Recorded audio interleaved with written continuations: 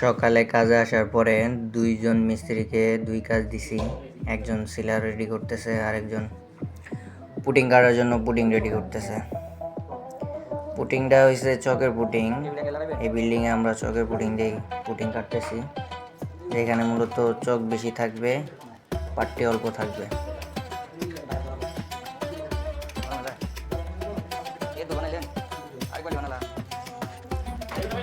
দেখতেছেন আধা বালতি চকের মধ্যে আমরা 2 কেজির মতো পাট্টি মিলে এটাকে পুটিংয়ে রূপান্তর করতেছি।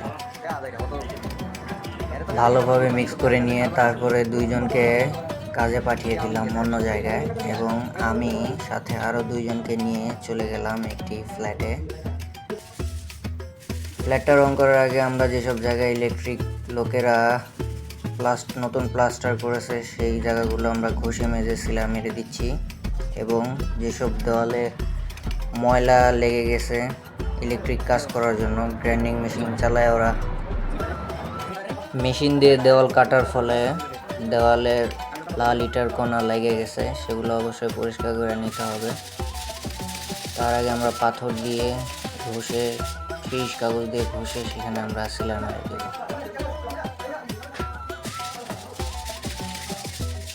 যাতে কোনো উঁচা নিচা না থাকে। এখানে সিলার মারা হইতেছে।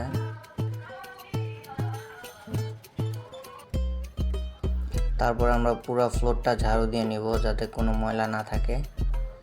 রং করার আগে অবশ্যই ফ্লোর ঝাড়ু দিয়ে নিতে হয়, যাতে করে কোনো ময়লা না থাকে, পরবর্তীতে ঝাড়ু দিলে যেন দেওয়ালে না লেগে যায়। তারপর আমরা রং করা শুরু করে দিই। অফ হোয়াইট কালার রং হচ্ছে।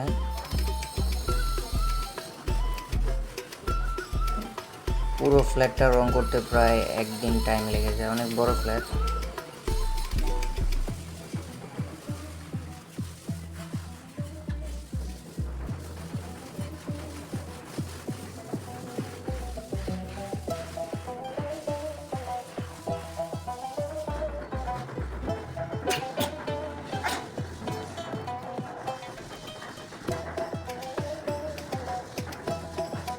খুব ভালোভাবে সতর্কতার সহিত রং করতে হয়।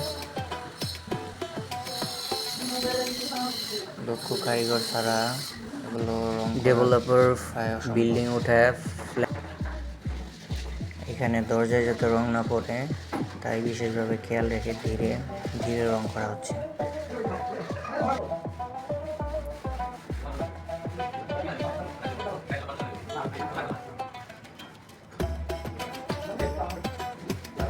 এখন হয়তো কালারটা আপনাদের ভালো লাগতেছে না, কিন্তু শুকানোর পরে অবশ্যই কালারটা ফুটে উঠবে এবং আরও সুন্দর লাগবে। এটি একটি কমার্শিয়াল বিল্ডিং।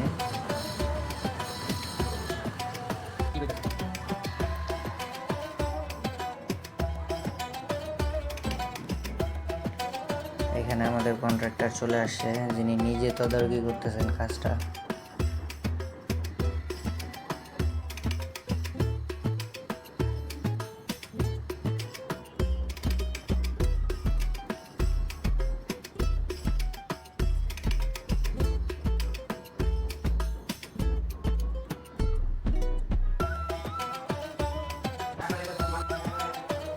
এই যে দেখুন কালারটা শুকানোর পরে কীরকম কালার আসছে।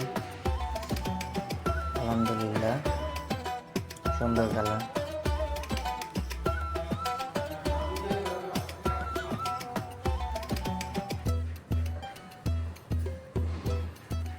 এখনো কিছু কিছু জায়গায় শুকায় নাই, তবে মোটামুটি সব জায়গায় শুকায় গেছে। 2-1টি জায়গা বাদে সব জায়গায় শুকায় গেছে।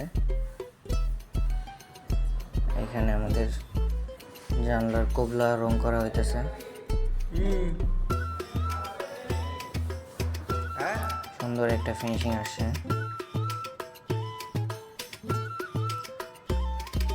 তো এখানে কাজ শেষ করার পরে আমরা দেখতে গেলাম আমাদের অন্য মিস্ত্রিরা কি করতেছে।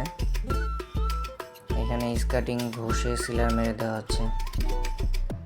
প্রথম ধাপে আমরা এগুলো স্কাটিংগুলো করি না, কারণ টাইলস লাগানোর পরে এখানে পানি দেওয়া হয়। পানি দিলে এই পানিটা দেওয়াল পর্যন্ত উপরে উঠে যায়, সেক্ষেত্রে রং নষ্ট হয়ে যায়।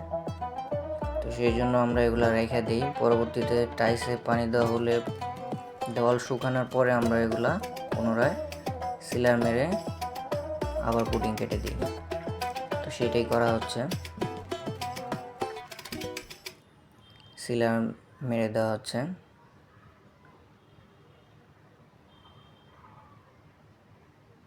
আশা করি সবাই পছন্দ করবেন আমাদের এই কার্যক্রম।